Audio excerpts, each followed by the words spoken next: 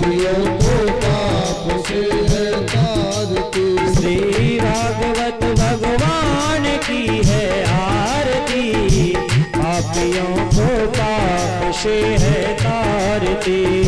भागवत भगवान की है आरती, पापियों को पाप से है तारती।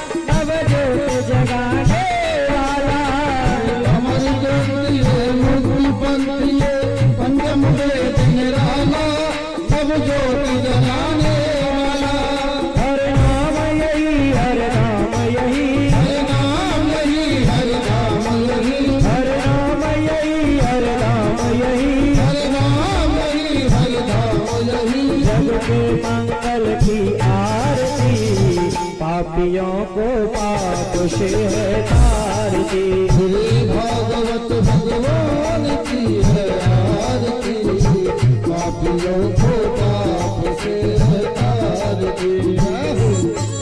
सभी ये तालियां दीजिए, लीला है।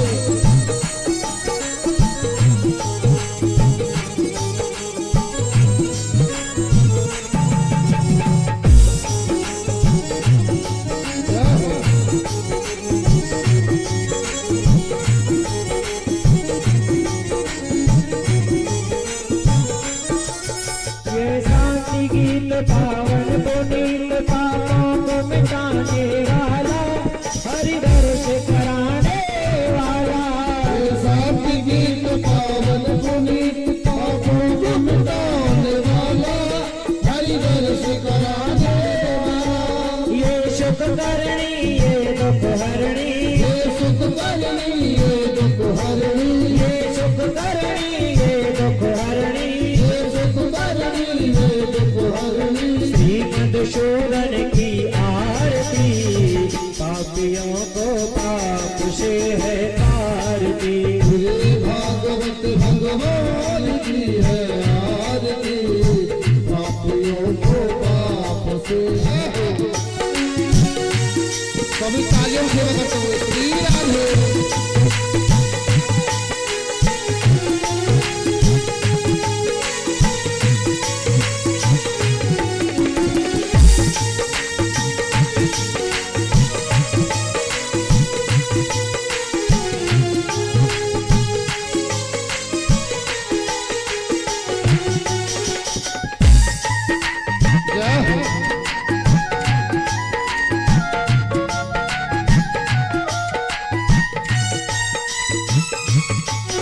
ये मधुर बोल जगपंथ खोल, सतमार्ग बताने वाला, बिगड़ी को बनाने वाला। ये मधुर बोल जगपंथ खोल, सतमार्ग बताने वाला, बिगड़ी को बनाने वाला। श्री राम यही घनश्याम यही, श्री राम यही घनश्याम यही, मेरे राम यही मेरे श्याम यही। प्रभु के महिमा की आरती, पापियों को पाप से है तारती। भागवत भगवान की है आरती, पापियों को पाप से है तारती। भागवत भगवान की है आरती, पापियों को पाप से है तारती। पापियों को पाप से है तारती।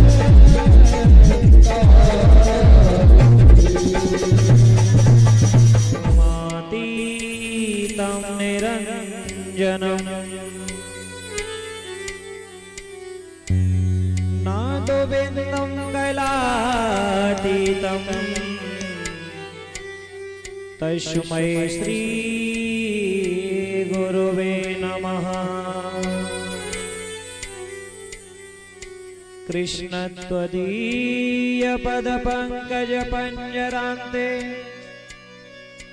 अव्यद्ववे विशुतमानस राजहंस प्राण प्रयाण समये कफवात पित्तये कंठावरोधन कुतस्तते यप्रव्रजन्तमनुपेतमपेत कृत्यम्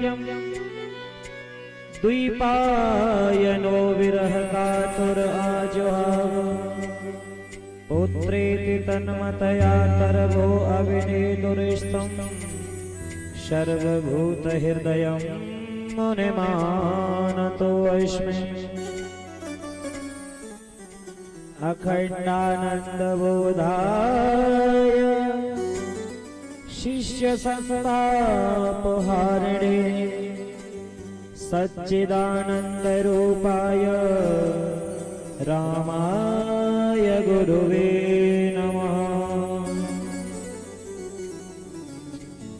नारायणं नमस्कृतः नरचैवं नरोत्तमं देवीं सरस्वती व्यासं ततो जयमुदीरयेत्।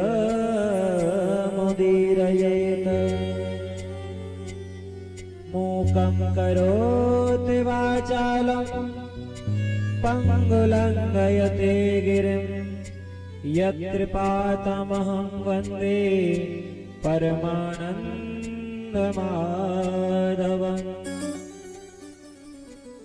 श्रीलक्ष्मीनारायणाभ्यां नमः। उमा महेश्वराभ्यां नमः। वाणी हिरण्यगर्भाभ्यां नमः। सची पुरंदराभ्यां नमः। मातृपितृचरणकमलेभ्यो नमः। कुलदेवताभ्यो नमः। रामकृष्ण देवताभ्यो नमः। इष्टदेवताभ्यो नमः। सर्वेभ्यो देवताभ्यो नमः। स्थान देवताभ्यो नमः। ग्राम देवताभ्यो नमः। सर्वेभ्यो देवताभ्यो नमः। सर्वेभ्यो परम ऋषिभ्यो नमः। सर्वेभ्यो ब्राह्मणेभ्यो नमः।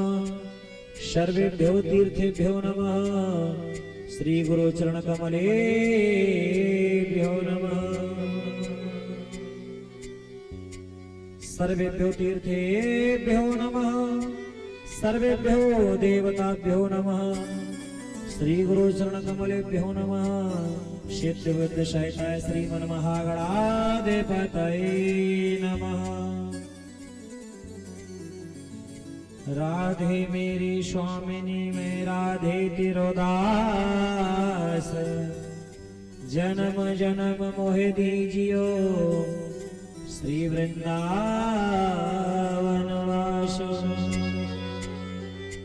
सब द्वारन को छोड़ के मैं आयो तेरे द्वार। हे वृषभानु की लाडली निक मेरी ओर निहार। देव तनुज नर नाग खग प्रेत पितर गंधर्व वंदो किन्नर रज विचर। कृपा करहूं अवसर महावीर शरीर में तेज भरो।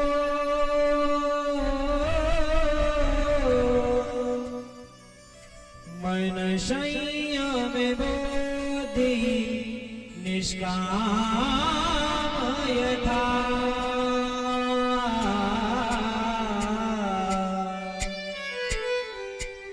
निर्भय विचरो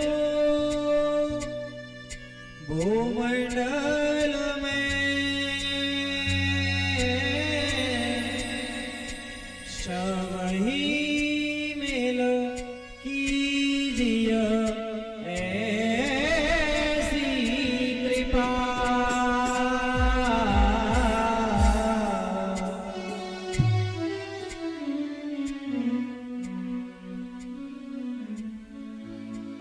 श्री विभूषित जगत रचनीय प्रातः स्मरणीय श्री सद्गुरुदेव महाराज के चरणों में नमन करते हुए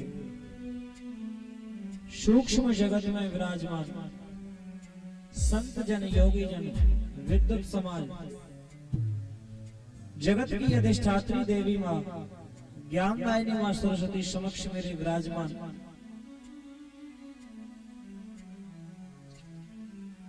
श्रीमद् भागवत महापुराण श्री कृष्ण की वामांगमयी मूर्ति, प्रत्यक्ष अप्रत्यक्ष सभी देवतागण, दूर दूर से आए संत जन, योगी जन एवं दूर दूर से आए समस्त श्रोतागण, लाडली बेटियां, पूज्य माताएं एवं जितने भी मेरी वाणी को सुन रहे समस्त श्रोताओं को मेरा व्यासपीठ से बार बार नमन है।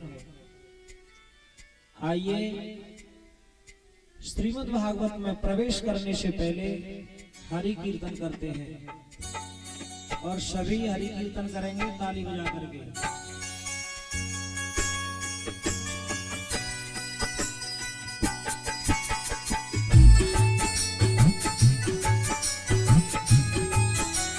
सभी ताली बजा करके कीर्तन करते हैं।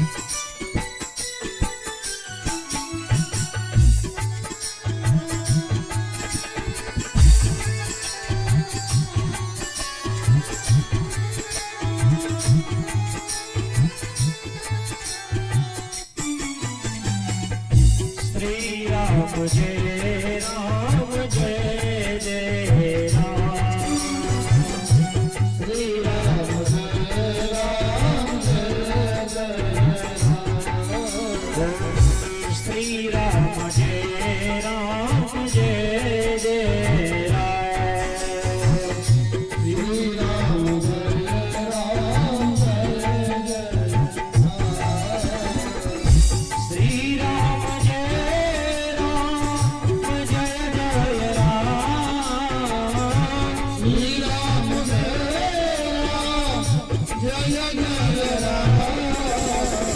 श्री राम जय राम जय जय राम,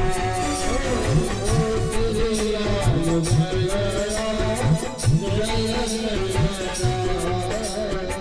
राम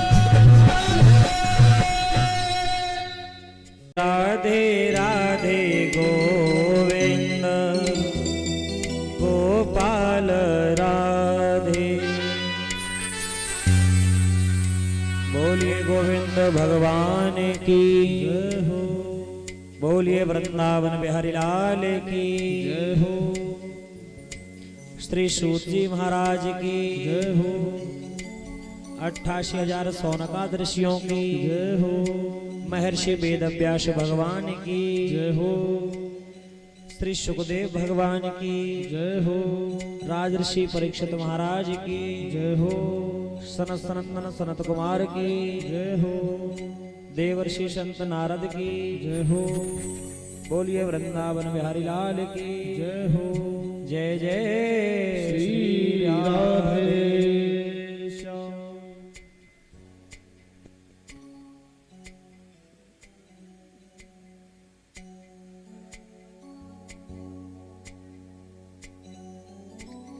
श्री राधे जय श्री राधे।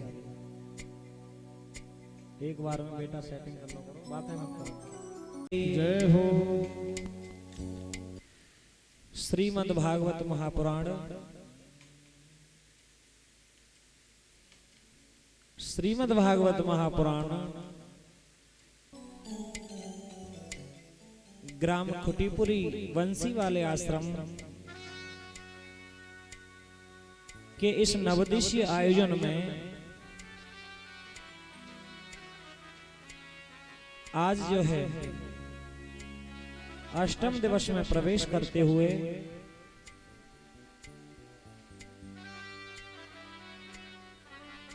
आज और कल ये 2 दिन का मेला और है। आखिरी तो आज ही समझिए, कल भंडारा है और कल जो है मात्र कथा को समापन करेंगे और भागवत जी का पूजन होगा। ज्यादा कथा तो मात्र आज ही रह गई है। तो मेरी जहां तक भी आवाज जा रही हो, मैं आज फिर आखिरी बार कहना चाहता हूं, जितने भी खुटीपुरी के हैं, क्षेत्रवासी हैं, सभी अपने कार्यों से निवृत्त होकर के और ज्यादा से ज्यादा कथा सुनने आए, क्योंकि कथा तो तुम्हें सुनते रहोगे, शायद कल और मिलेगी यह वाणी सुनने के लिए तुम्हें। हमारे घर के कार्य रोजाना के हैं, लेकिन ये कथा अमृत जो है कल के बाद में यहां आपको नहीं मिलेगा।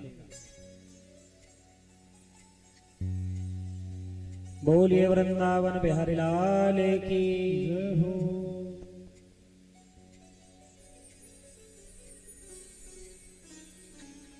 बहुत ही अच्छा लगता है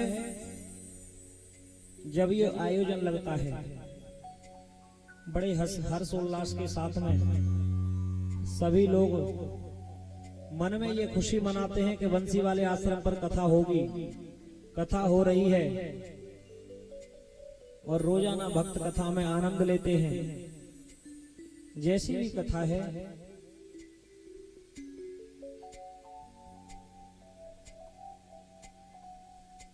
लेकिन मन बड़ा उस दिन उदास होता है जब ये कथा जाने का नाम लेती है।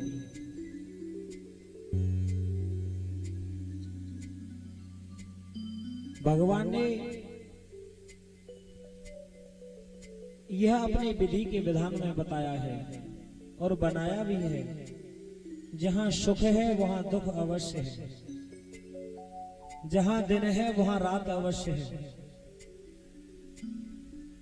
और जहां मिलन है तो वहां वियोग अवश्य है। जैसे संयोग बनता है फिर वियोग हो जाता है, ऐसे ही हमें ठाकुर जी की हर व्यवस्था को स्वीकार करना चाहिए। करने वाले हम तुम कोई नहीं है, सब वही करते हैं। जैसे वो रखते हैं हमें रहना चाहिए। अगर व्यक्ति के जीवन में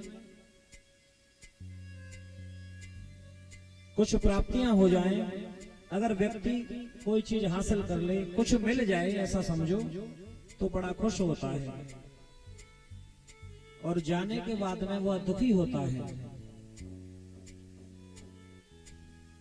तो मेरे कहने का भाव यही है कि वह भी हमें स्वीकार करना चाहिए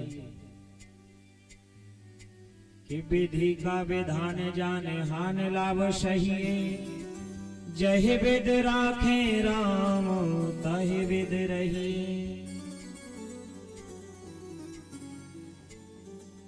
झोपड़ी में राखे चाहे महलों में वास दे, यह उसकी मर्जी है। लेकिन हमें कभी भी अगर कोई महलों में रह रहा है तो उसे देख करके हमें ईर्ष्या नहीं करनी चाहिए। मन में विषाद पैदा नहीं करना चाहिए। हमें यही सोचना चाहिए, यही हमें अपने मन में शांति रखनी चाहिए कि जो भी कुछ हम जिस स्थिति में हैं, ठाकुर जी ने हमें रखा है, हम उसी स्थिति में रहेंगे। तो मैं बता देना चाहता हूं सभी को, अब ज्यादा तो ज्ञान मुझ में नहीं है, अभी सीख रहा हूं मैं कथा कहना। जैसे मैंने बुजुर्गों के सानिध्य में रह करके कुछ सुना है कि जो व्यक्ति जिस स्थिति में है इस समय, वह उसी लायक है। अपने कर्मों के ही आधार पर जिस स्थिति में हम रह रहे हैं, भगवान ने हमारे लिए जो स्थिति रखी है, जो समानता रखी है, जो हमारा लेवल है रहने का, वो हमारे लिए ठीक रखी है।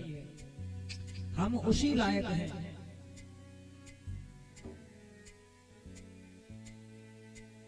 अब कोई यह समझे कि कोई साइकिल पर जा रहा है और एक पैदल जा रहा है, तो भगवान की यही मर्जी है कि वो पैदल जाए।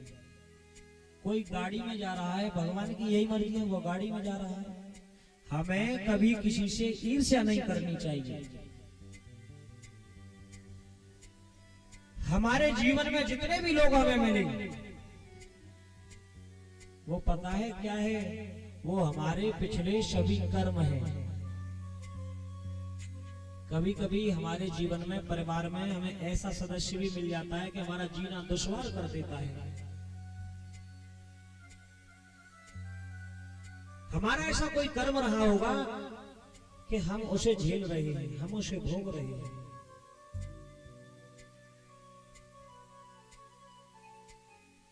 भगवान के विधि के विधान में, भगवान की व्यवस्था में व्यक्ति को कभी भी जो है हस्तक्षेप नहीं करना चाहिए। जो व्यक्ति जिस स्थिति में है वह उसी लायक है।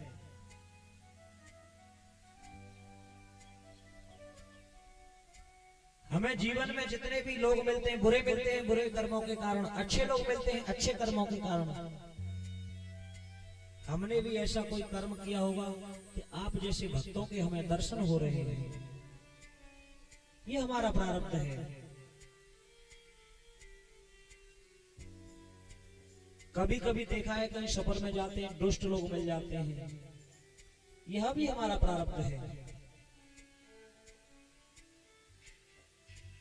बोलिए वृंदावन बिहारी लाल की जय हो।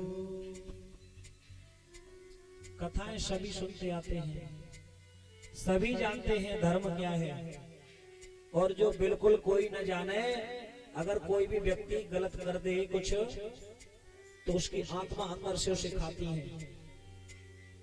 गलत और सभी सही सभी जानते हैं,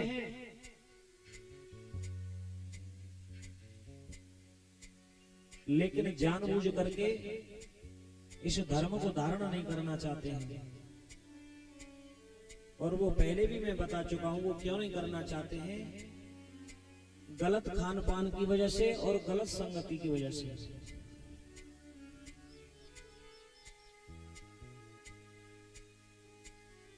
सभी जानते हैं, हम बार बार कथा सुनते हैं, सत्संग में जाते हैं, और गलत को कौन नहीं जानता है कि हमें यहाँ ऐसे रहना चाहिए। मंच की क्या मर्यादाएं हैं, भागवत कथा की क्या मर्यादाएं, लेकिन कोई नहीं पालन कर पाता है। अपने अपने जो स्वयं को अच्छा लगता है वह करते हैं।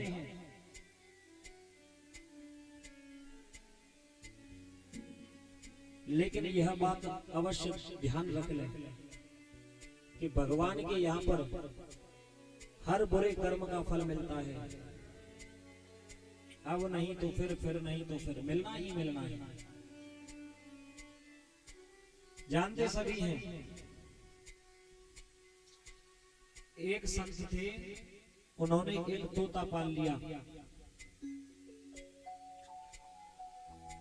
तोता पाल लिया अपने आश्रम पर और उसको पढ़ाया और यह सिखा दिया कि शिकारी आता है और दाना डालता है, लेकिन लालच में नहीं फंसना चाहिए, क्योंकि वह दाना लालच का दाना डाल करके जाल में फंसा लेता है। अब महात्मा जी रोजाना उसे विद्या पढ़ाए, रोजाना वह यही पाठ करे, सीख गया, पढ़ गया अच्छी तरह से कि शिकारी आता है, दाना डालता है, लालच में हमें नहीं फंसना चाहिए।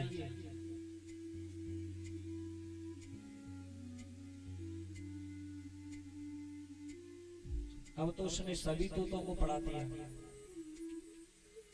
तोता पढ़ गया और तोते ने जितने भी पक्षी थे उस आश्रम पर सभी पढ़ गए और एक ने एक दूसरे को सभी पक्षियों को पढ़ा दिया।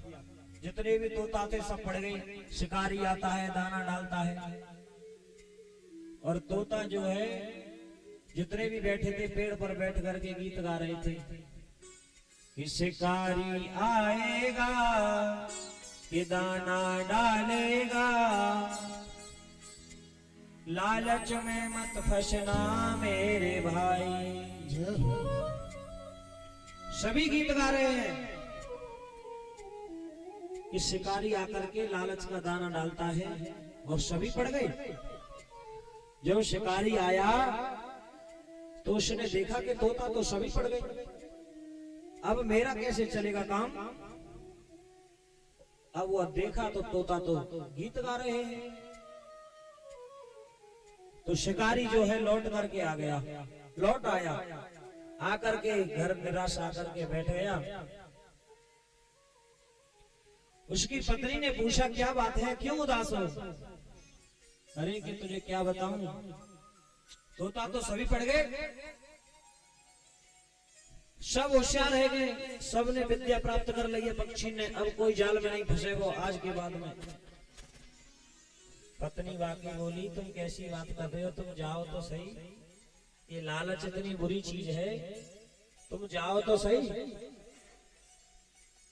अब जाकर के शिकारी दोबारा गया और उसने दाना डाला तो तोता तो वही गीत गा रहे थे, शिकारी आएगा दाना डालेगा, लालच में मत फंसना मेरे भाई। अब ऐसा कहते कहते कहते कहते और आकर के दाने पर बैठ गए। गीत भी गा रहे हैं, जान भी रहे हैं, और शिकारी ने अपना जाल खींचा, उनको फंसा लिया। तो कहने का भाव यही है कि तोता सभी जानते थे कि शिकारियों का काम होता है लालच का दाना डाल करके पंछियों को फंसाना। ये पंछी कौन है, कोई और नहीं है, ये हम तुम सभी हैं। हम तुम सभी जानते हैं गलत क्या है अच्छा क्या है,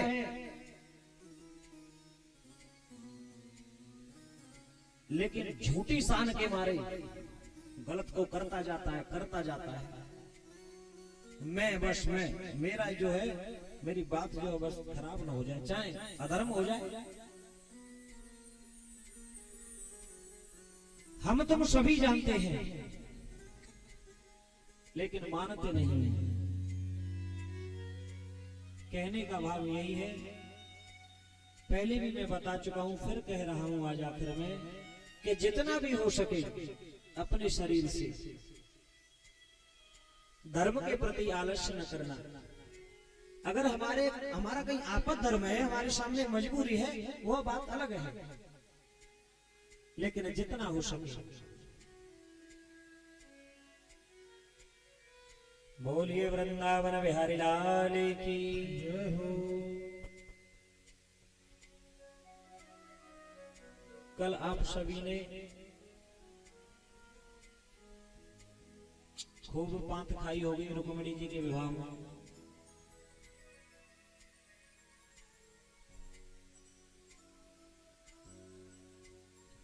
अब उत्सव तो मन ही रहा था, लेकिन समय का जो है अभाव रहा।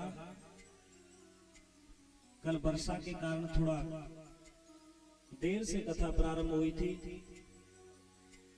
और फिर जो कथा के श्रोता होते हैं उन्हें आनंद आता है, तो मुझे भी कथा कहने में आनंद आता है, कथा बढ़ जाती है। फिर भी बहुत ही प्रयास करता हूँ कम समय में कथा कहने का, लेकिन कथा कहने में मुझे और आनंद आता है जब कोई ध्यान से सुनता है।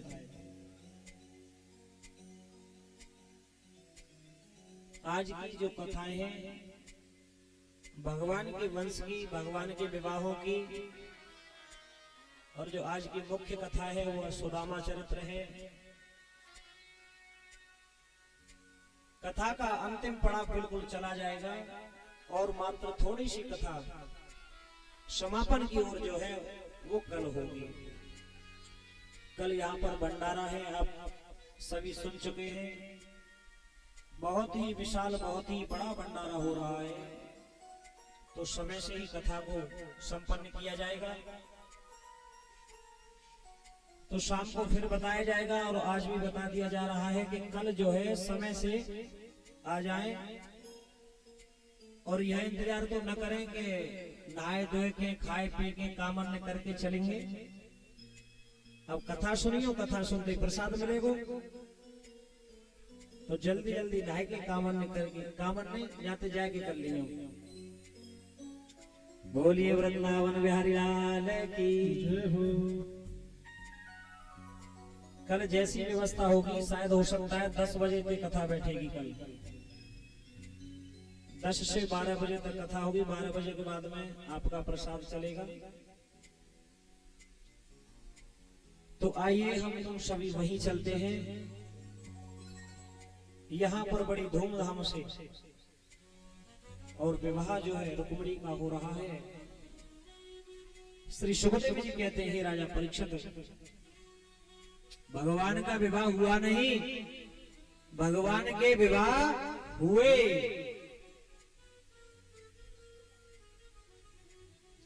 हे परीक्षित, भगवान का विवाह भालू की बेटी के साथ में हुआ।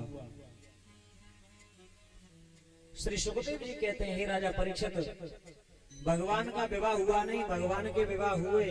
बोले कितने? कहने लगे 16,108 विवाह हुए भगवान के। और जब तक 16,107 विवाह और होते, भगवान के सबसे पहले पुत्र हैं प्रद्युम्न जी। रुक्मिणी के प्रद्युम्न जी हुए, और ये प्रद्युम्न कोई और नहीं है परीक्षित, ये कामदेव जो है, जो भगवान शंकर ने इनको भस्म कर दिया था, ये कामदेव जो है आज रुक्मिणी के यहाँ पर पुत्र बन करके आए हैं। ये परीक्षित, प्रद्युम्न जब तक प्रसूत का घर से सम्रासुर जो है चुरा करके ले गया था प्रद्युम्न को, तो बड़े होकर के उस सम्रासुर को मार करके लौट करके आते, तब तक भगवान के यहाँ पीछे 107 विवाह और हो गए थे।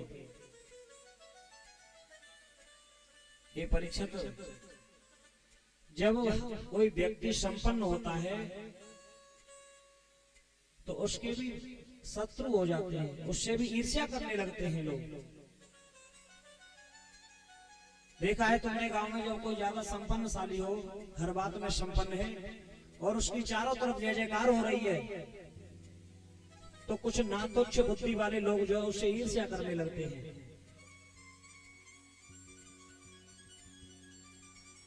ऐसे ही एक शत्रु था सम्रासुर, और कभी कभी हे परीक्षित, हमें बिना कुछ किए का भी दोष लग जाता है। पता है, भगवान को भी दोष लगा दिया था।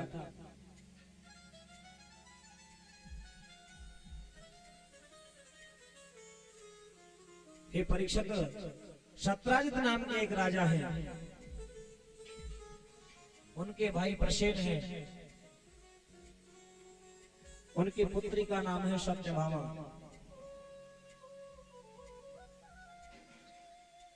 आज जो है सत्राजित ने सूर्य की उपासना करके समंतक मणि प्राप्त की, तो यदुवंशियों ने अपनी सभा में बुलाया राजा सत्राजित को और कहा, जब भगवान ने कहा सत्राजित से कि हे सत्राजित, तुम अपनी समंतक मणि को हमारे राजकोष में जमा करा दो, जिससे तुम्हारा नाम होगा, तुम्हें पुण्य मिलेगा और प्रजा का भला होगा। ये परीक्षित,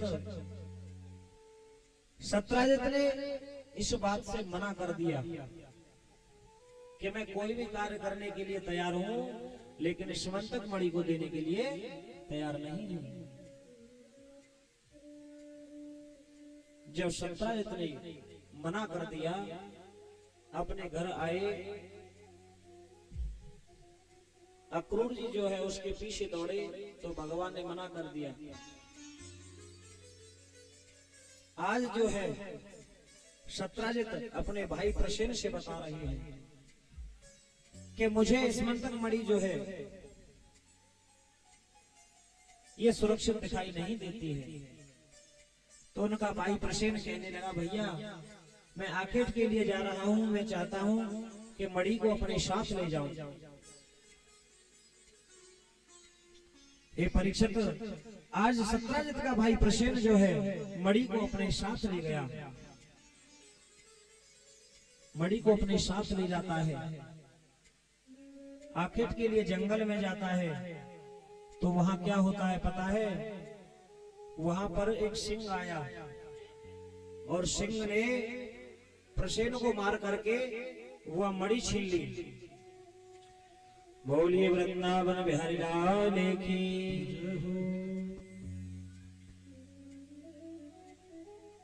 वह मणि छीन ली।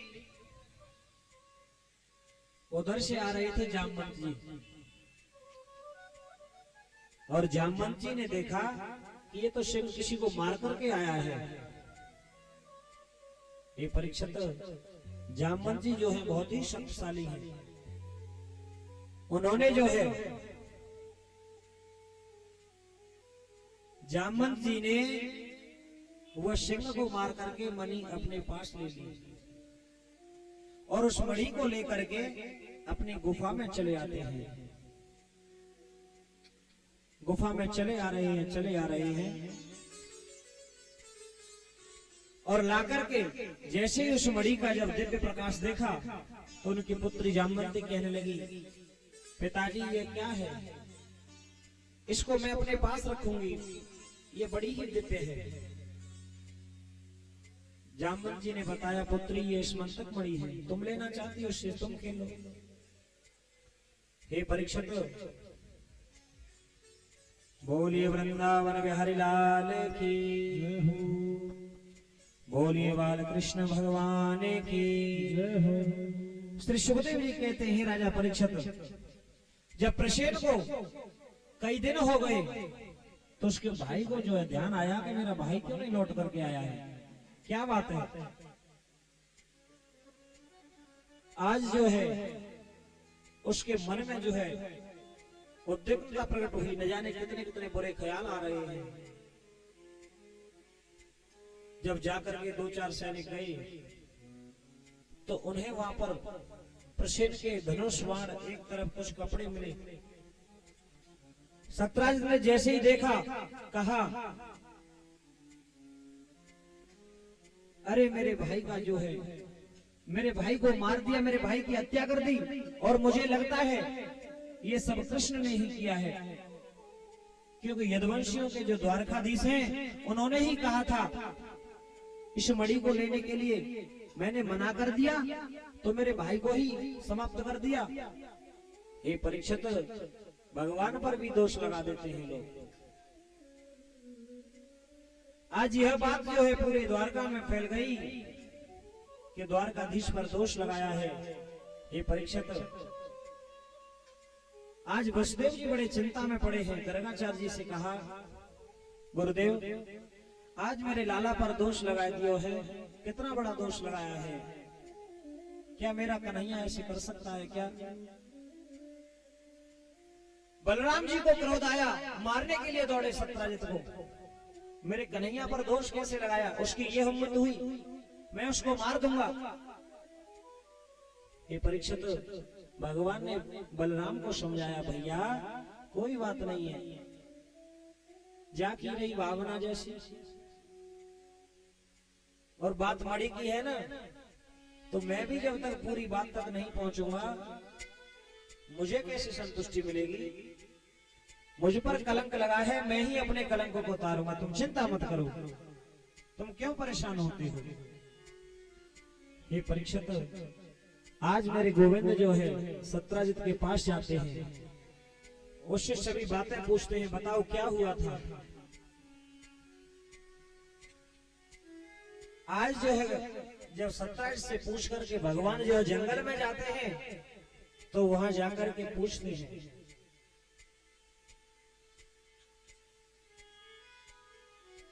देखते हैं, और जैसे ही देखा वहां रक्त चिन्ह पड़े हुए हैं, प्रशेद के कुछ वहां पर अंग वस्त्र पड़े हुए हैं। और जब थोड़े आगे देखा तो भगवान ने गौर किया, वहां पर सिंह के पदचिन्ह बने हुए थे। और सिंह के पदचिन्हों को देखते देखते मेरे कन्हैया जो है चले जा रहे हैं, चले जा रहे हैं। और जैसे ही सिंह मरा हुआ पड़ा मिला तो आगे भालू के पदचिन्ह बने। जब भालू के पदचिन्ह देखे तो उन पदचिन्हों पर देखते हुए मेरे गोविंद जो है और जामवंत जी की गुफा तक पहुंच जाते हैं। बोलिए वृंदावन बिहारी लाल की जय हो। अब जैसे ही कन्हैया वहां पर पहुंचे तो सभी को वापस कर दिया, लौटा दिया कि तुम जाओ, मैं अपने कार्य को पूर्ण करके अवश्य आऊंगा। ये परीक्षित, यहां मेरे गोविंद को एक और लीला करनी थी। अक्रूर जी को वापस कर दिया। आज मेरे गोविंद जो उस गुफा में जैसे ही प्रवेश किया तो वहां पर देखा कि जामवंती जो है उस मणि से खेल रही है। भगवान ने कहा, यह मणि मुझे दे दो। अब तो वह चिल्लाने लगी, पिताजी पिताजी देखो ये कौन आया है यहाँ पे और ये मणि मांग रहा है। ये परीक्षित, जैसे ही जामवंत जी ने सुना तो जामवंत जी दौड़े चले आए और जामवंत जी कहने लगे, कौन है तू और यहाँ कैसे आया? और यहाँ पर आकर के जीवित खड़ा है, तुझे पता नहीं है यहाँ आने वाला जीवित नहीं रहता है, चला जाए यहाँ से। भगवान बोले, चला तो जाऊंगा लेकिन मणि लेने आया हूँ, मणि लेकर के चला जाऊंगा। कहने लगे, यह मणि मैंने जीती है, यह मणि मेरी है। भगवान कहने लगे, नहीं जामवंत जी, ये मणि राजा सत्यजित की है, जिसे आप सिंह को मार करके लाए हैं। अब तो भगवान जो जाने जिसे जना में, अभी जो है उनको जनाना नहीं चाह रहे ना। बोलिए वृंदावन बिहारी लाल की। भगवान इसको जाने तो इस नाम में। आज जो है बेटा बातें नहीं करते हैं कथा में। आज जो है जामवंत जी बार बार जब कह रहे हैं तो भगवान भी कह रहे हैं कि मैं तो मणि लेकर के ही जाऊंगा, चाहे मुझे जो करना पड़े। तुम मणि लेकर के तब जा सकते हो कि तुम्हें मुझसे युद्ध करना पड़ेगा। ये परीक्षित, आज जो है भगवान युद्ध कर रहे हैं। और जैसे ही जामवंत जी युद्ध के लिए तैयार हुए हैं, बहुत ही घमासान मल्ल युद्ध चल रहा है, मुष्टिक प्रहार कर रहे हैं। जामवंत जी के बराबर कोई भी बलवान नहीं था, बहुत ही बड़ा बाहुबल था उनमें।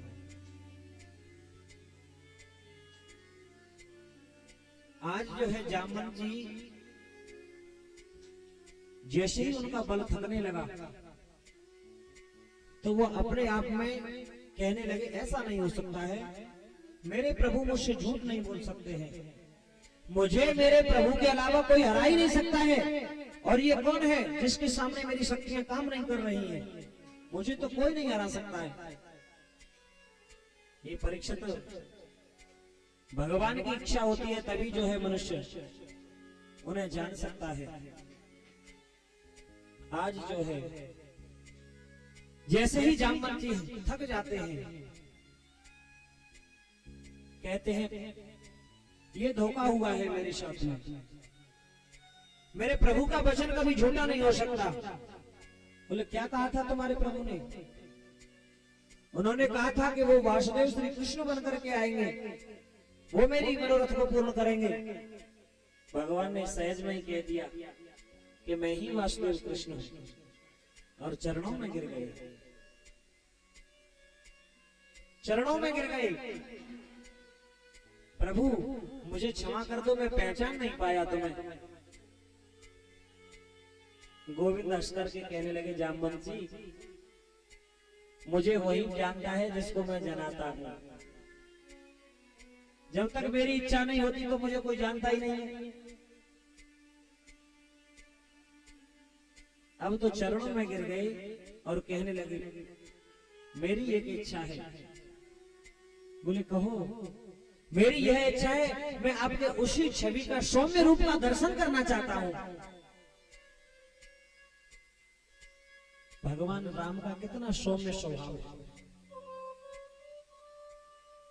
मैं आपकी उसी सौम्य छवि का दर्शन करना चाहता हूं। और जैसे ही जामवंत जी जो है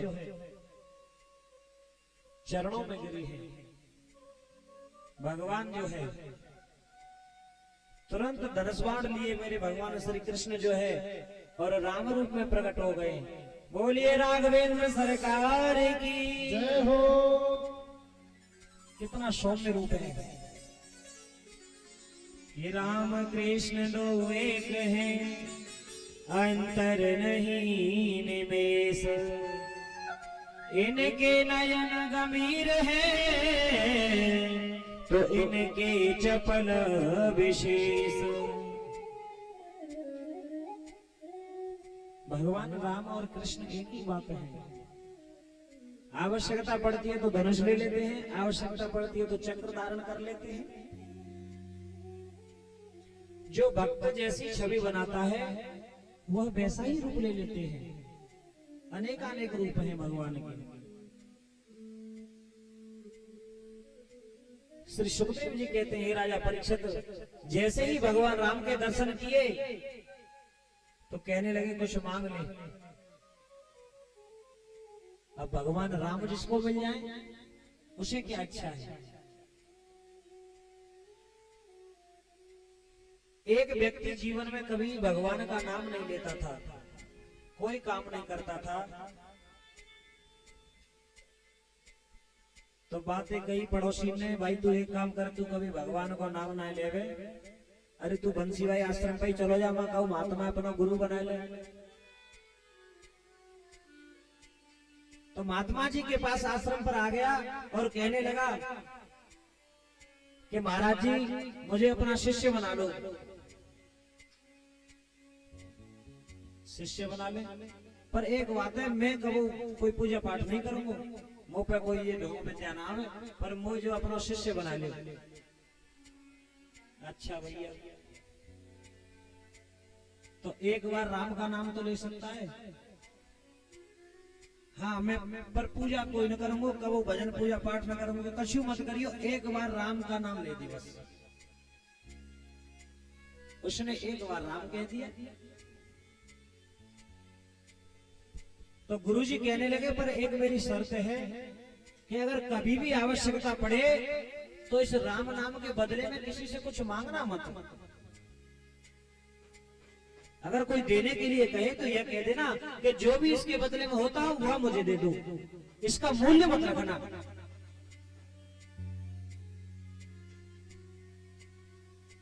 अब तो उसने एक ही बार राम का नाम लिया जब उसका अंतिम समय आया तो यमदूत जो है, बोलिए वृंदावन बिहारी लाल की प्रभु।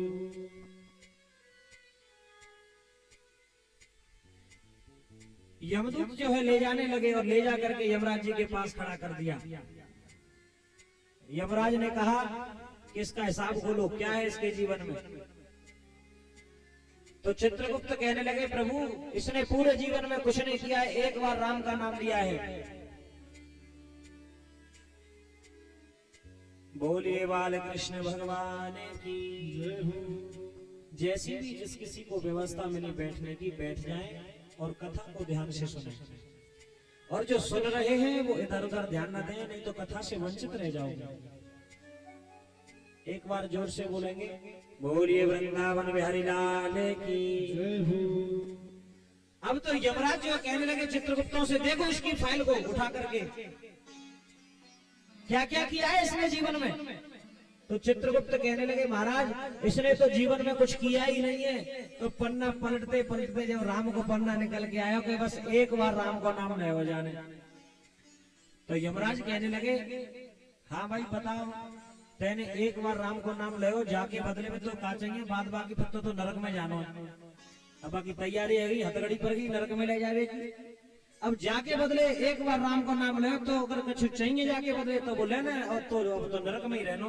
देखो तेरे पूरे जीवन को जो पूरी पोथी रखी है, अब भाई गुरु की बात ध्यान आएगी कि गुरु जी ने जो कही कि जाके बदले में कुछ मांगी हो मत। अब बोलो कि वो जाके बदले में कछु ना चाहिए, ना तो कछु तो लेना पड़ेगा। हमारे यहाँ तो सबके हिसाब है। अब नरक में ले जाने की तैयारी कर रहे, अब बस जो राम नाम हथबाओ वही रोक के रखे रहे कि बता इसके बदले में तुझे क्या चाहिए। तो उसने कह दिया, देखो मोर तो मालूम ना है, इसके बदले में जो भी कुछ मिलता हो वो मुझे दे दो। अब यमराज बहुत रही अपने पन्नन ने पलटे के राम के बदले में कहा हो तो, राम नाम के बदले में कहा हो तो, लेकिन कछु न मिले। जब हिसाब किताब नहीं बैठो तो ब्रह्मा जी के पास गए। ब्रह्मा जी के पास जाकर के कहने लगे, उसको साथ ले गए कि ब्रह्मा जी हमारी समझ में एक बात नहीं आ रही है, इसने पूरे जीवन कुछ नहीं किया है और बस एक बार राम का नाम लिया है और ये नरक में जाना है, लेकिन राम का नाम का भी कुछ फल देना है। तो बताइए क्या फल दे इसे। अब ब्रह्मा जी अपनी चारों बुद्धि लगाने के राम के नाम का क्या प्रताप होता है, क्या फल होता है,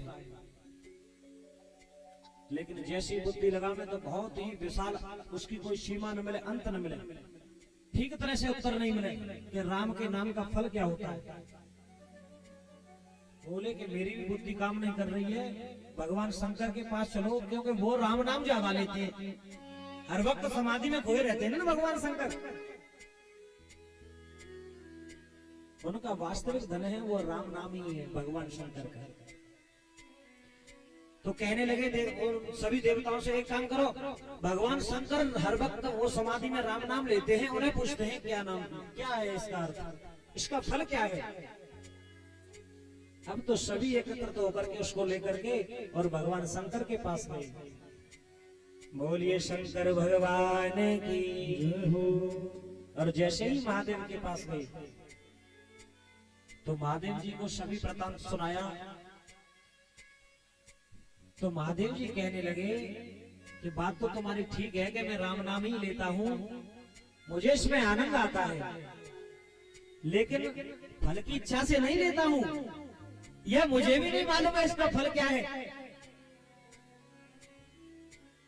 अब तो कहने लगे कि ब्रह्मा जी को भी नहीं मालूम है, शंकर को भी नहीं मालूम है, देवताओं को भी नहीं मालूम है, ना यमराज को मालूम है, तो राम नाम का क्या फल होता है कौन बताएगा। तो भगवान शंकर कहने लगे, हाँ मैं मार्ग अवश्य बता दूंगा। तो कहने लगे कि राम नाम का क्या फल होता है यह कोई नहीं बता सकता है, अब तो भगवान राम के ही पास चलो। अब तो सभी देवता मिलकर के भगवान शंकर, ब्रह्मा जी और उसको लेकर के भगवान राम के पास पहुंचे। तो भगवान राम कहने लगे, उन्होंने कहा प्रभु पूरा वृतांत सुनाया किसने जीवन में कुछ नहीं कहा है, राम का नाम लिया है और कोई इसका जो है फल नहीं बता पा रहा है। आप बताएं, एक बार राम के नाम लेने का क्या फल होता है? तो भगवान ने कहा कि फल तो मैं भी नहीं जानता हूं, तुम एक काम करो, तुम सब अपने अपने घर चले जाओ और जाए मेरे पास छोड़ जाओ। बोलिए राघवेंद्र सरकार की। हम भले ही संतों के पास जाकर के, आश्रम में जाकर के यह सोचें कि महात्मा जी बड़ा हमें काम बताते हैं, कभी चैन से बैठने ही नहीं देते, अरे हमें आराम ही नहीं है, आराम ही नहीं है। लेकिन मैं एक बात बता देना चाहता हूँ, संतों के पास जाकर के, आश्रमों में जाकर के भले ही तुम्हें आराम न मिले लेकिन राम मिल जाते हैं। बोलिए वृंदावन बिहारी लाल की। राम के नाम का बहुत बड़ा फल है। जो नारायण के सहस्त्र नाम हैं, उनके बराबर सहस्त्र माने 1000 नामों के बराबर मात्र एक राम का नाम है। बोलिए राजा रामचंद्र भगवान की। आज भगवान राम से कह रहे हैं जामवंत जी कुछ मांग लो। तो जामवंत जी ने कहा प्रभु जब राम मिल गए हैं तो मुझे अब आवश्यकता क्या है कुछ मांगने की। जो मेरा कहने का भाव था तब से यही तो था। जामवंत जी ये कह रहे हैं कि अब राम मिल गए, राम के दर्शन करने की इच्छा थी उनकी, अब मुझे क्या चाहिए। लेकिन मेरी मन में मुझे तो कुछ नहीं चाहिए, लेकिन मेरी एक आशा है। हे प्रभु मेरी और कोई नहीं इच्छा है, मात्र एक ही इच्छा है। मेरी जो पुत्री है उसके लिए मुझे लगता है तुम्हारे जैसा वर, उसके लिए स्वयं के वर कोई और हो नहीं सकता है। दुनिया में जितने भी वर हैं तुम जैसा वर कोई नहीं है। प्रभु आप मेरी पुत्री को स्वीकार करें। ये परीक्षित जामवंत जी, आज जामवंत जी का हाथ भगवान कृष्ण के हाथों में देकर के और वहां से विदा करते हैं और कहने लगे प्रभु ये मड़ी हुई ये तुम ले जाओ, ये इसका मैं क्या करूंगा। बोलिए वृंदावन बिहारी लाल की। श्री सुखदेव जी कहते हैं राजा परीक्षित, आज जो है भगवान वह मणि लेकर के जामवंती को लेकर के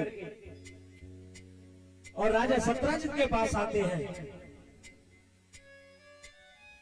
और ऐसे नहीं आएंगे, हर व्यक्ति को, हर जीव को भगवान पर भरोसा रखना चाहिए, विश्वास रखना चाहिए, मन को यूं उदास नहीं करना चाहिए।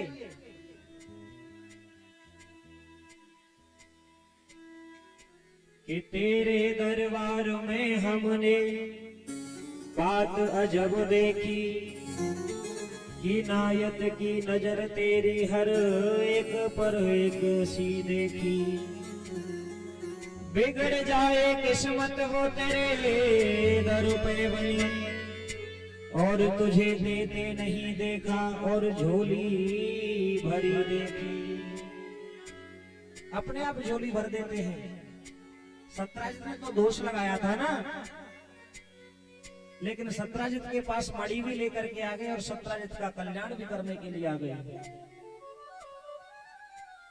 भगवान पर हमें आजकल लोग बहुत जल्दी भगवान पर दोष लगा देते हैं। वो तो सत्राजित था, जरा सा अगर काम बिगड़ जाए तो भगवान को दोष लगा देते हैं, अपने कर्मों को दोष नहीं देते। लेकिन हमें भगवान के नाम की, विश्वास की, भगवान से प्रेम के नाम की हमें अपने मन में ज्योति जलानी चाहिए। कि दिल में तू श्याम नाम की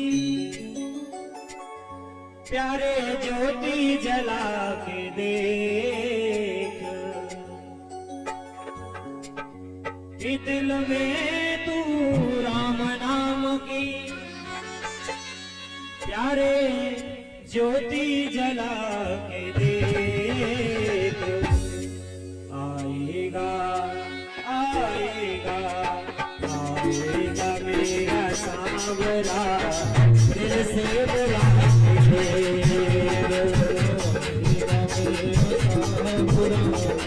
दिल से बुला दे ओ दिल में तू शाम नाम की, ओ दिल में तू शाम नाम की, जग मूर्ति बना के दे आएगा आएगा मेरा मेरा सांवरा दिल से बुला के दे आएगा मेरा सावरा दिल से बुला दे।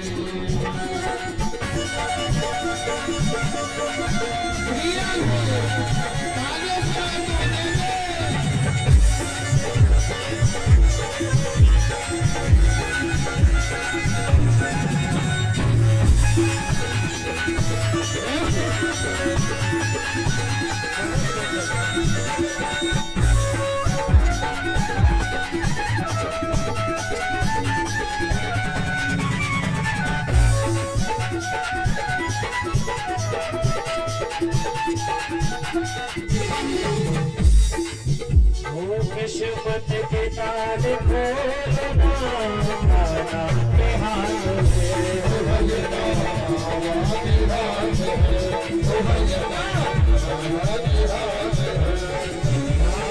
एक देर कष्ट देखना भर की बात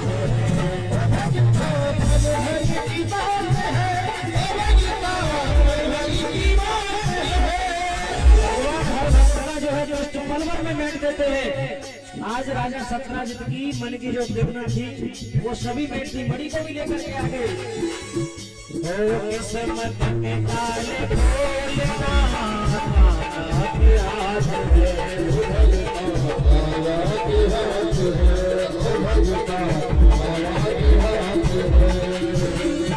एक तेरी कष्ट देखना पलवर की बात है।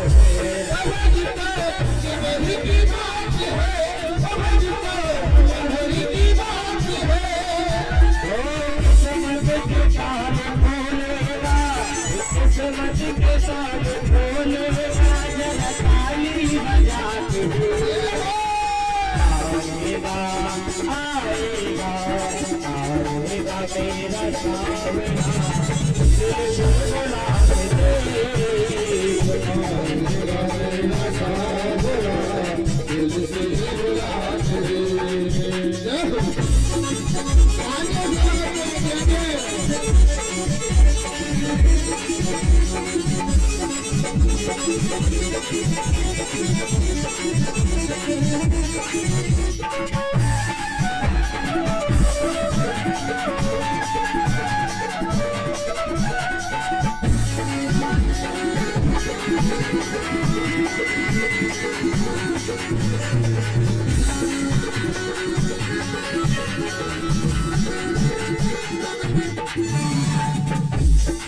होगा अशर दुआओं में बोलेगी मूर्ति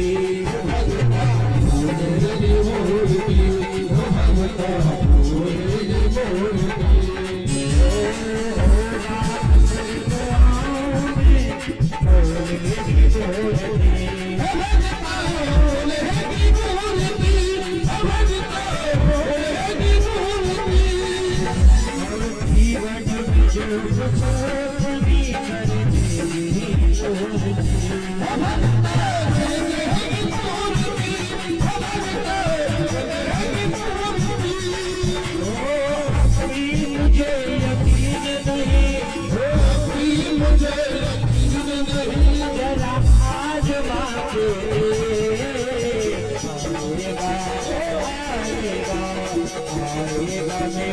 सावरा दिल से बुला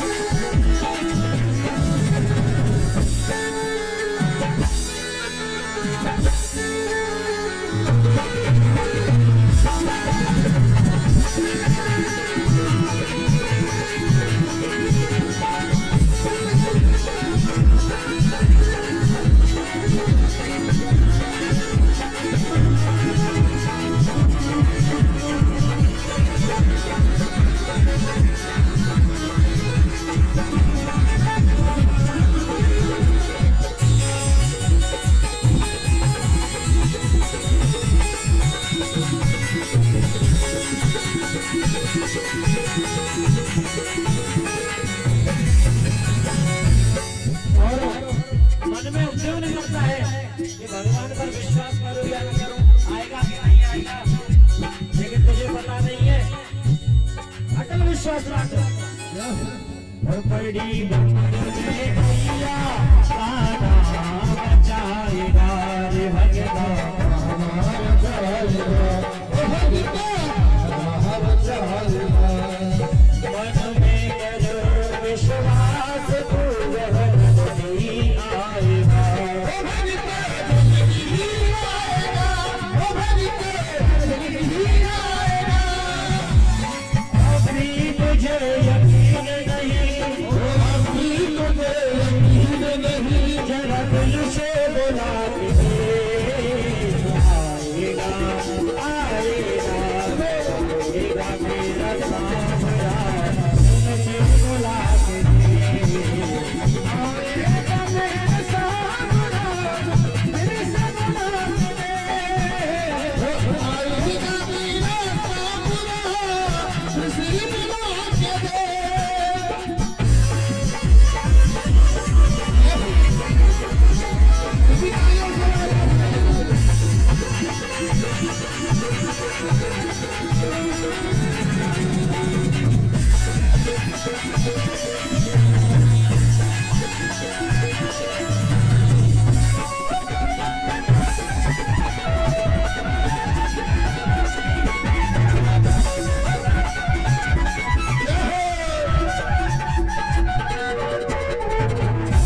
बोलिए बाल कृष्ण। दुनिया में जितने भी वर हैं तुम जैसा वर कोई नहीं है प्रभु, आप मेरी पुत्री को स्वीकार करें। हे परीक्षित, जामवंती आज जामवंती का हाथ भगवान कृष्ण के हाथों में दे करके और वहां से विदा करते हैं और कहने लगे प्रभु ये मड़ी हुई ये तुम ले जाओ, ये इसका मैं क्या करूंगा। बोलिए वृंदावन बिहारी लाल की। श्री सुखदेव जी कहते हैं हे राजा परीक्षित, आज जो है भगवान वह मड़ी लेकर के जामवंती को लेकर के और राजा सत्राजित के पास आते हैं और ऐसे नहीं आएंगे। हर व्यक्ति को,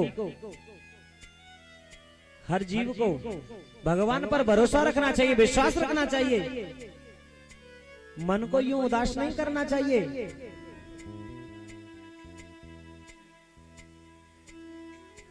कि तेरे दरबार में हमने बात अजब देखी कि नायत की नजर तेरी हर एक पर एक सी देखी। बिगड़ जाए किस्मत वो तेरे दर पे बनी और तुझे देते नहीं देखा और झोली भरी देखी। अपने आप झोली भर देते हैं। सत्राजित ने तो दोष लगाया था ना, लेकिन सत्राजित के पास मड़ी भी लेकर के आ गए और सत्राजित का कल्याण भी करने के लिए आ गए। भगवान पर हमें आजकल लोग बहुत जल्दी भगवान पर दोष लगा देते हैं। वो तो सत्राजित था, जरा सा अगर काम बिगड़ जाए तो भगवान को दोष लगा देते हैं, अपने कर्मों को दोष नहीं देते। लेकिन हमें भगवान के नाम की, विश्वास की, भगवान से प्रेम के नाम की हमें अपने मन में ज्योति जलानी चाहिए कि दिल में तू श्याम नाम की प्यारे ज्योति जला के देख। कि दिल में तू राम नाम की प्यारे ज्योति जला के देख। आएगा आएगा आएगा मेरा सांवरा दिल से बुला के देख। आएगा मेरा सांवरा दिल से बुला के देख। ओ दिल में तू श्याम नाम की, ओ दिल में तू श्याम नाम की मूर्ति बना के देख। आएगा आएगा आएगा मेरा सांवरा दिल से बुला के देख। आएगा मेरा सांवरा दिल से बुला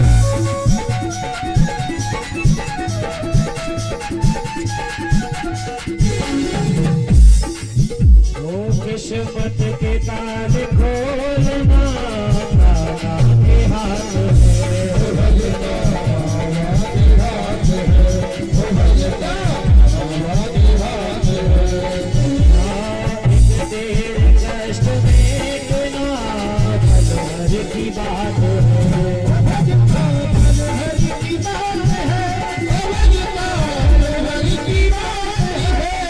भगवान हर भक्त का जो है कष्ट पल भर में मिट देते हैं। आज राजा सत्यराजित की मन की जो देवना थी वो सभी मिटती, मणि को भी लेकर के आ गए। ओ किस्मत के ताले ढोलना आपके हाथ है, भगता बाबा के हाथ है, भगता बाबा के हाथ है। एक तेरे कष्ट मीटना पल भर की बात है। भगता पल भर की बात है, भगता पल भर की बात है। ओ किस्मत के ताले खोलेगा, किस्मत के ताले खोलेगा, जरा ताली बजा के आएगा आएगा आएगा मेरा सावरा, दिल से बुला दे।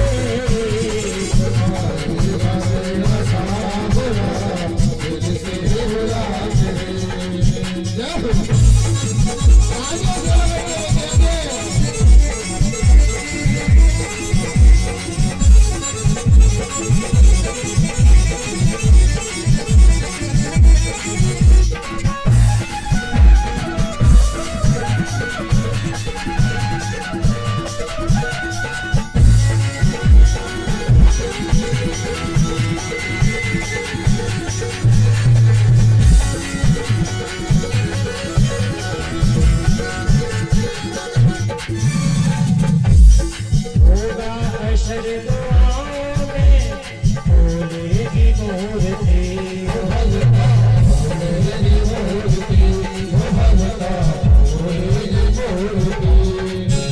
होगा अशर दुआओं में बोलेगी मूर्ति।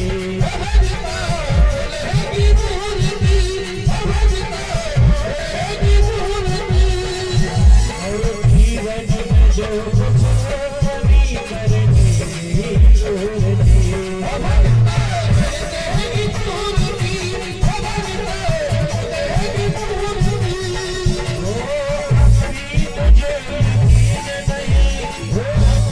मुझे यकीन नहीं, जरा आजमा के आएगा आएगा आएगा मेरा सावरा, दिल से बुला दे। ओ आएगा मेरा सावरा, दिल से बुला दे।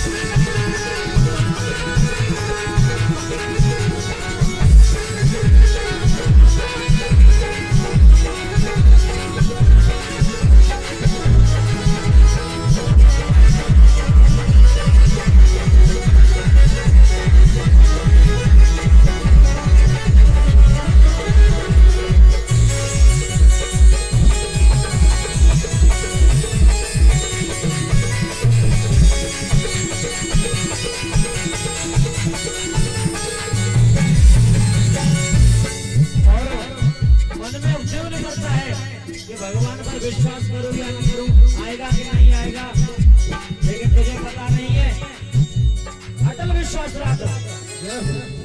बड़ी भंवर में भैया गाना बचाएगा रे भगता,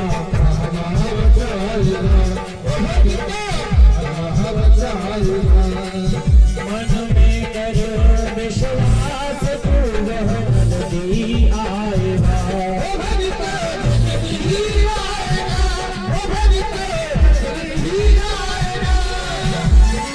अभी मुझे यकीन नहीं, जरा दिल से बुला के आएगा आएगा आएगा मेरा सावरा, दिल से बुला के आएगा मेरा सावरा,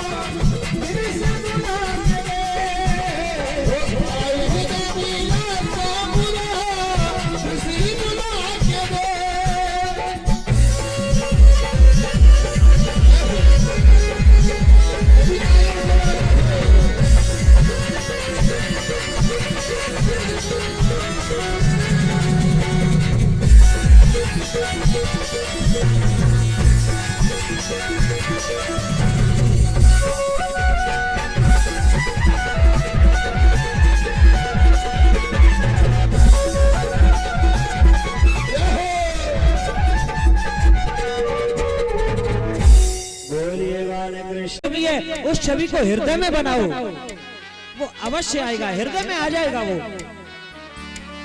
आएगा आएगा आएगा मेरा सांवरा, दिल से बुला के दे।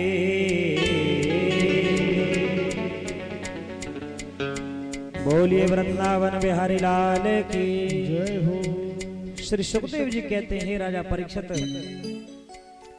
आज भगवान जो है राजा सत्राजित के पास में और वह मणि लेकर के आते हैं तो राजा सत्राजित चरणों में गिर जाता है, मुझे क्षमा कर दो, मुझे क्षमा कर दो, मेरा अपराध क्षमा करने योग्य नहीं है।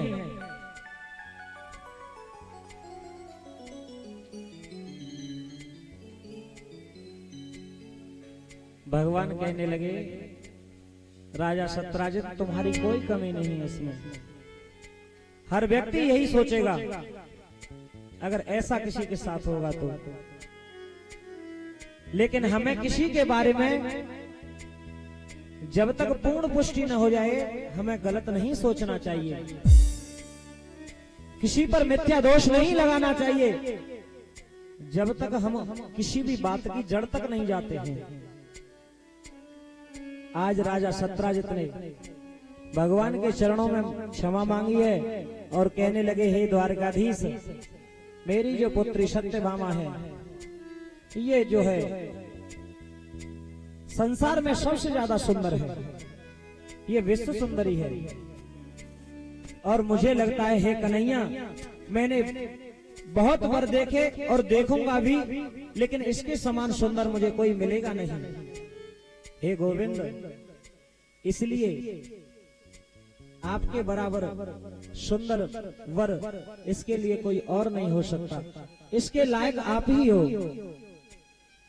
हे परीक्षित, इसलिए तीसरा विवाह मेरे गोविंद का सत्यभामा के साथ में हुआ। पहला रुक्मिणी, दूसरा जामवंती और तीसरा सत्यभामा के साथ में हुआ। श्री सुखदेव जी कहते हैं, राजा परीक्षित, एक दिन की बात है, भगवान श्री कृष्ण जो है अर्जुन के साथ यमुना विहार कर रहे थे, यमुना के पास डोल रहे थे, लेकिन उन्होंने क्या देखा, यमुना के किनारे पर एक स्त्री बैठी हुई है।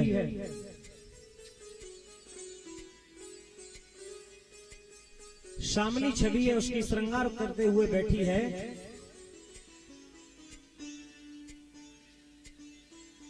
तो अर्जुन गया उसके पास में, अर्जुन ने पूछा, हे देवी तुम कौन हो?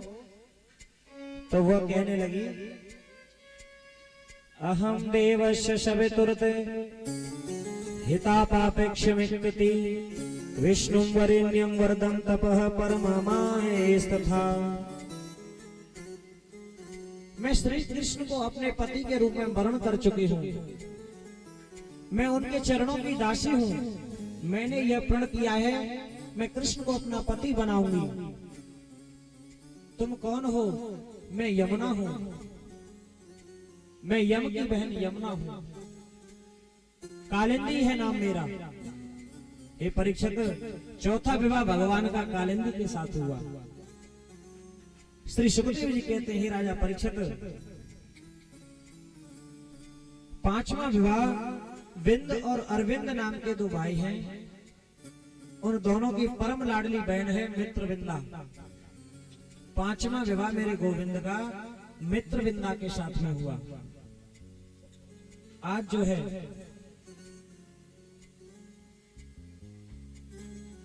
बहुत ही धूमधाम से विवाह हो रहे हैं भगवान के।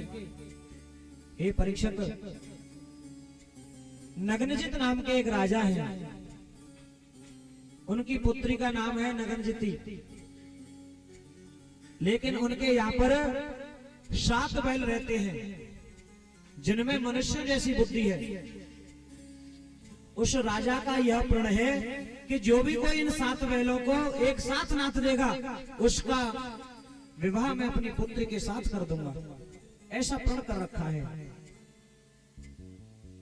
लेकिन प्रतिज्ञा तो हम ले लेते हैं आवेश में आकर के, लेकिन वह पूरी नहीं होती है तो भगवान को फिर याद करते हैं। अब प्रतिज्ञा हटे तो अपना वचन जाता है, और नहीं पूरी हो तो अपना मन दुखी रहता है।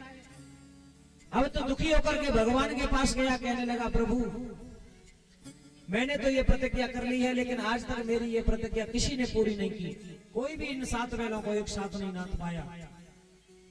हे परीक्षित, मेरे गोविंद ने उन 7 बैलों को एक साथ नाथा, और 6वां विवाह मेरे गोविंद का नग्नजिति के साथ हुआ। बोलिए वृंदावन बिहारी लाल की जय हो। एक राजादी देवी है, वो स्वयं अपना राज्य संभालती हैं। उनकी पुत्री है भद्रा। 7वां विवाह मेरे गोविंद का भद्रा के साथ में हुआ, और 8वां विवाह मध्य देश के राजा की बिटिया का नाम है लक्ष्मणा। 8वां विवाह मेरे गोविंद का लक्ष्मणा के साथ हुआ। श्री सुखदेव जी कहते हैं, हे राजा परीक्षित, यह भगवान की 8 पटरानियां हैं। 16,100 कन्याओं के साथ में विवाह और हुआ भगवान का। हे परीक्षित, एक और पराक्रमी राजा है जिसका नाम है भौमासुर, जो भूमि से उत्पन्न हुआ है। भौमासुर जो राक्षस है वो क्या करता है कि राजघरानों से, सरपंचों के यहाँ से, सरदारों के यहाँ से जो जो सुंदर कन्याएं दिखती हैं उनको अपहरण कर ले जाता है, उठा ले जाता है उनको, और अपने जो है महल में उनको बंदी बना करके रखता है। ये परीक्षित, एक एक करके उसने अपहरण करके और 16,100 एकत्रित कर ली। उसका यह प्रण है कि ये 20,000 हो जाएंगे, इनके साथ में एक साथ विवाह करूंगा। हे परीक्षित, जब उनके पिता दुखी होकर के भगवान के पास गए, द्वारकाधीश के पास गए, और जाकर के कहने लगे, बलराम जी से कहा हम बहुत दुखी हैं, भौमासुर नाम का जो राक्षस है हमारी कन्याओं का हरण करके ले जाता है, हमारी रक्षा करो गोविंद, हमारी कन्याओं की रक्षा करो। हे परीक्षित, आज भगवान ने जैसे ही सुना तो भगवान वहां पर गए, अपने सुदर्शन से भौमासुर का प्राणांत कर दिया, और उन 16,100 कन्याओं को बंधन से मुक्त किया। बोलिए द्वारकाधीश भगवान की जय हो। उनको मुक्त किया तो वो कन्याएं जो है अपने प्राण त्यागने के लिए भागी। हम जीना नहीं चाहते हैं, हम जी करके करेंगे क्या, हमारा क्या होगा, हमको अब कौन स्वीकार करेगा, ऐसा कह रही हैं। हम कुंवारी हैं, हम अपने पिता के घर से इतने दिन तक दूर रही हैं, हे गोविंद हमें कौन स्वीकार करेगा। हे परीक्षित, भगवान तो ऐसे हैं कि जहां पर कोई कार्य न बन रहा हो वो स्वयं बन जाते हैं, और बन भी जाता है और फिर वहां से हट भी जाते हैं। ना करके भी वो कार्य करते हैं और करते हुए भी वो नहीं करते हैं। ऐसा है मेरा परमात्मा।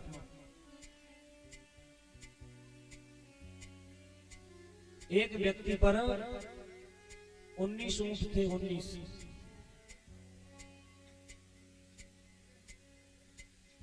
उसके 2 पुत्र थे, एक बेटी थी। तो जब वह मरने वाला था तो उसने यह फैसला किया, सरपंचों को बुलाया कि भाई मेरे जाने के बाद में मेरी संपत्ति का जो है इस तरीके से बंटवारा होना चाहिए कि मेरी संपत्ति का आधा हिस्सा बड़े बेटे को, मेरी संपत्ति का चौथा हिस्सा छोटे बेटे को, और 5वां हिस्सा मेरी बेटी को। इस तरह से बंटवारा होना चाहिए। अब उसका कुछ दिनों बाद जो है गोविंदा नमो नमः हो गया, उसके क्रियाकर्म कार्य वगैरह हुए। जब सरपंच सभी बैठे थे तो भाई सरपंच सभी पंचायत वाले बोले एक काम करते हैं भाई, इसकी संपत्ति का बंटवारा करके जाते हैं, जैसे इसने बताया था हमारे भाई साथ बैठता था ये। तो सबने पूछा इसकी संपत्ति है क्या? एक बोला ज्यादा नहीं है और तो कुछ नहीं है, ऊंट है, ऊंट 19 ऊंट। तो बोले बंटवारा करो। तो बंटवारा करने लगे। सब मरने वाला ये कह करके गया था कि मेरी संपत्ति का आधा हिस्सा बड़े बेटे को और मेरी संपत्ति का चौथा हिस्सा छोटे बेटे को और 5वां हिस्सा बेटी को। अब तो करो आधा, 19 का आधा कैसे हो? अब बहुत ही रही दिमाग लगा में, लेकिन कोई हिसाब नहीं बने। जब वहां पर बहुत देर रह गई, भीड़ लग रही, तो एक ऊंट वाला आ रहे हो, वह पानी प्यास लगी, वो वहीं होकर के गुजर रहा था और वो कोई और नहीं, भगवान ही माया प्रेरित करके। अब तो वो ऊंट वाला आया और कहने लगा भैया क्या बात है? तो वो बोले कि भैया यहाँ पर एक व्यक्ति मर गया है 19 ऊंटों को छोड़ करके, और यहाँ पर जो बंटवारा नहीं हो रहा है, हिसाब नहीं हो रहा है। बोले बात क्या है? और उन्होंने सब बात बता दी। बोले 19 ऊंट है, इनका जो बंटवारा नहीं हो रहा है। तो बोले एक काम करो भैया, जो मरने वाला था वो हमारा मित्र था, जब काम नहीं बन रहा है तो जैसे मित्र की कोई समस्या वैसे हमारी समस्या, एक काम करो तुम हमारा ऊंट ले लो, अगर तुम्हारा हिसाब हो जाए तो। अब तो वो कहने के लगे कि हाँ अब तो 20 है गए, अब करो बंटवारो। तो 20 के आधे 10 बड़े बेटे दे दे और 20 के चौथाई जो है 5 वो छोटे बेटे को दे दे और 20 को 5वां हिस्सा 4 बेटियां दे दे। 1900 बट गए, फिर एक रह गए। अब बोले जाए कैसे बांटे? तो ऊंट वाला बोला भैया तुम्हारा बंटवारा नहीं हो रहा था, सो बंटवारा हो गया, हमारा हमको दे दो। बोलिए वृंदावन बिहारी लाल की। तो कहने का भाव यह है कि वो पूर्ण परमात्मा जो है उसके बिना पूर्ण भी नहीं होता है कोई भी कार्य, और जब पूर्ण हो जाता है तो वो अपने आप में पूर्ण हो जाता है। जहां कोई व्यवस्था नहीं बनती वहां स्वयं ये बंसी वाले हैं ना, ये व्यवस्था बनाते हैं। आज उन कन्याओं को कोई संभालने वाला नहीं है, तो भगवान जब तक तो उनका रोना धोना सुनते रहे, फिर हंस करके कहने लगे हे राजकन्याओं तुम चिंता मत करो, जिसका कोई नहीं होता उसका मैं होता हूं। कि संकट में कोई काम न आते, कोई देता नहीं सहारा, और तू से ध्यान लगा ले, तेरी लाज रखे मुरली वाला। जब कब कोई भी कार्य नहीं बन रहा हो, हमारी नौबत मरने पर आ जाए, और वो क्या कर रही थी राजकन्या, मरने ही तो जा रही थी। भगवान ने कहा तुम चिंता मत करो, जिसका कोई नहीं होता उसका मैं होता हूँ। हे परीक्षित, आज 16,100 कन्याओं के साथ में मेरे गोविंद का विवाह हुआ है। इस तरह से भगवान के 16,108 विवाह हुए। बोलिए वृंदावन बिहारी लाल की। श्री सुखदेव जी कहते हैं हे राजा परीक्षित, जब तक भगवान के विवाह हुए, आज जो है प्रद्युम्न जी सम्रासुर का अंत करके बड़े होकर के आते हैं। प्रद्युम्न के हैं अनिरुद्ध, सबसे बड़े पौत्र हैं भगवान के। हे परीक्षित,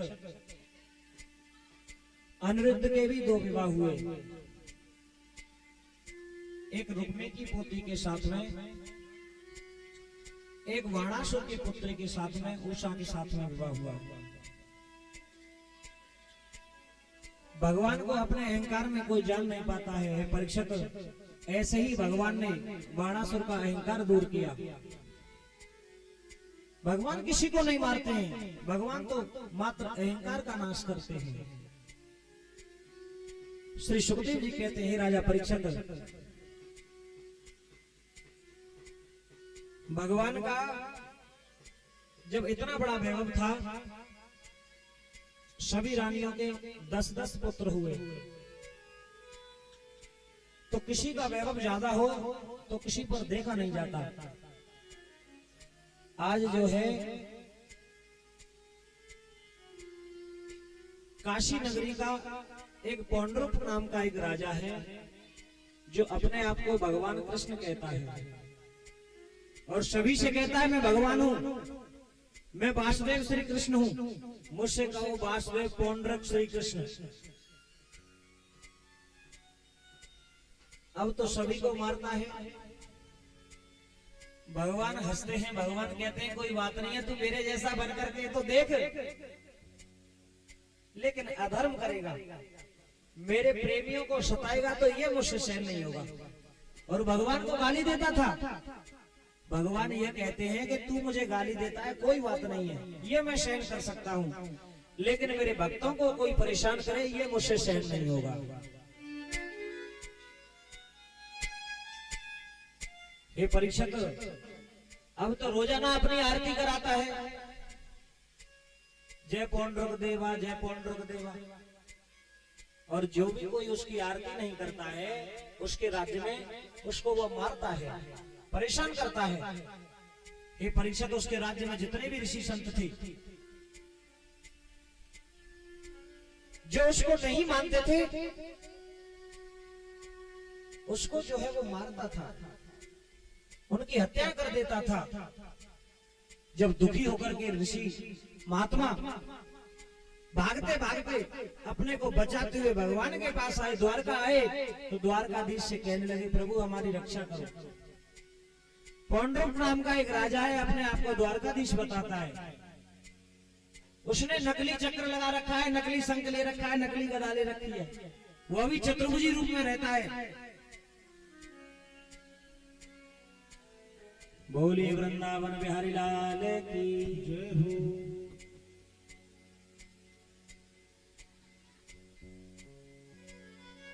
शक्ति खूब आटो पीस रही है, कितनी देर तक और चलेगी जी भैया हो। बोलिए वृंदावन बिहारी लाल की जय हो। आवाज कर रहा है ना, इसीलिए बोलिए बाल कृष्ण भगवान की जय हो। अब तो दुखी होकर के भगवान के पास पहुंचे और कहने लगे प्रभु हमारी रक्षा करो, हमें पौंड्रुक जो है मारता है, हमें सताता है, और जब हम उसकी बात नहीं मानते हैं तो न जाने कितने तुम्हारे भक्तों को उसने मृत्यु दंड दे दिया। हे गोविंद हमारी रक्षा करो। आश्वासन दिया है भगवान ने, तुम चिंता मत करो, मैं तुम्हारी रक्षा करूंगा, और मैं धर्म की रक्षा के लिए तो आया हूं। आज मेरे गोविंद ने हनुमान जी का आह्वान किया है। बोलिए हनुमान जी महाराज की जय हो। हनुमान जी का दूत बना करके भेजा है उसे समझाने के लिए। हे परीक्षित, हनुमान जी बहुत समझाते हैं। हनुमान जी को वह बंदी बनाता है तो हनुमान जी एक ही क्षण में उसके बंधन से मुक्त हो जाते हैं और कहते हैं हे पौंड्रुक मैं तुझे मृत्यु दंड देने की क्षमता रखता हूं, लेकिन मेरे गोविंद की अभी ऐसी इच्छा नहीं है, मुझे आदेश नहीं है। ऐसे ही तो रावण से कहा था लंका में जाकर के हनुमान जी ने कि मैं चाहूं तो मैं तुझे मृत्यु दंड देने की क्षमता रखता हूं, लेकिन मेरे प्रभु श्री राम का ये मुझे आदेश नहीं है। अब तो पौंड्रुक को समझाया, जय हनुमान ज्ञान गुण सागर, बहुत ही ज्ञान से समझाया, लेकिन वह नहीं माना। आकर के हनुमान जी ने बताया वो मानने वालों में से नहीं है। ये परीक्षित, आज जो है भगवान ने पौंड्रुक से युद्ध किया और देखते ही देखते उसका प्राणांत कर दिया। बोलिए वृंदावन बिहारी लाल की जय हो। मेरे गोविंद ने अपने सुदर्शन से पौंड्रुक का प्राणांत कर दिया। श्री सुखदेव जी कहते हैं हे राजा परीक्षित, आज जो है भगवान कृष्ण सभी रानियों के मध्य में बैठे हुए हैं और रानियों को अपनी गोपियों की कथा सुना रही हैं, अपनी राधा रानी की कथा सुना रही हैं। हे रानियों, जो आप आपस में कहती हो ना कि कृष्ण मेरे हैं, कृष्ण मेरे हैं, कृष्ण मेरे हैं, अच्छा काऊ के ज्यादा पत्नी होए तो कैसो हाल होगा वाको? और भगवान की तो 16,108 है। तो भगवान सभी को उपदेश करते हैं कि तुम्हें पता नहीं है, तुमसे अनेक गिनतियों में मेरे साथ में गोपियां जो है रास विहार करती थी। गोपियों का प्रेम ऐसा नहीं था कि कृष्ण हमें मिले। हे देवियों, प्रेम निस्वार्थ भाव होना चाहिए, प्रेम में त्याग होता है। और ऐसे ही नहीं था प्रेम जो तुम अपनी तरफ बार बार एक दूसरे से ईर्ष्या करती हो। गोपियां तो ये कहती थी कि कृष्ण सबके हैं। वो गोपियां याद करती हैं मुझे आज भी। परीक्षक, आज वो गोपियां जो भगवान को बार बार याद करती हैं, लीलाएं करती हैं भगवान की, वो हर वक्त भगवान उनकी भावनाओं में रहते हैं। तो एक सखी से दूसरी सखी कह रही है, अरे गोपी देख, कन्हैया हमको छोड़ करके आज द्वारका के राजा हो गए हैं। और क्या कह रहे हैं, भजनों के बड़े उत्सुक जो हैं वो बैठे रहते हैं, उन्हें भजन नहीं मिल पाते हैं। तो वह गोपियां कह रही हैं, अरे गोपी कि वो नंद का छोरा है ना, वो हमें देख कैसा धोखा दे के चलो गया। जब भगवान के पास रही थी तो भगवान का प्रभाव था उन पर। और जैसे कहीं कथा होती है तो कथा के जाने के बाद में कथा के भक्तों को याद आती है भगवान की, श्री कृष्ण की। तो वह गोपियां कह रही हैं, हरी गोपी कि यशोदा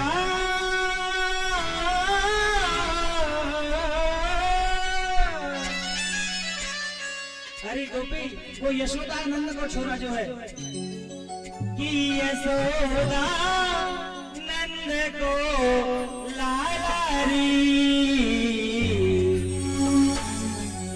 हमें तो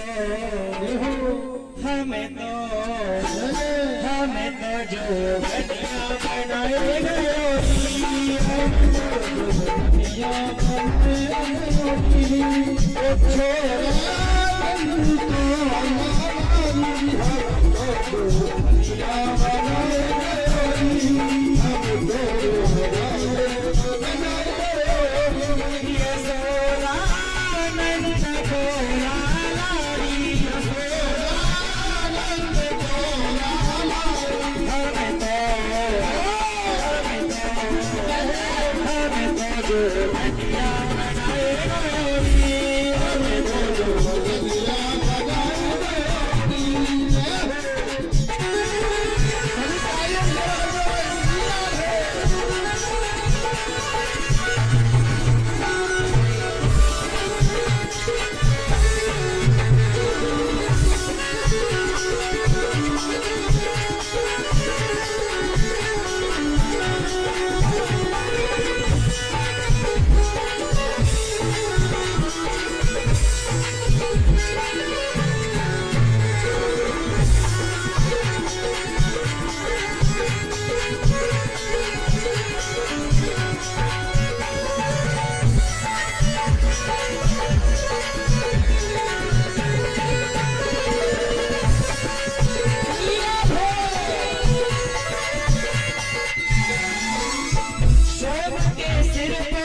मुकुट विराजे, श्याम के सिर पे मुकुट विराजे, श्याम के सिर पे,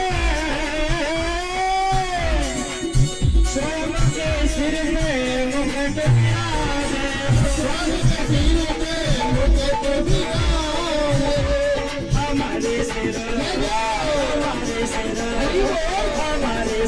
जटा बनाए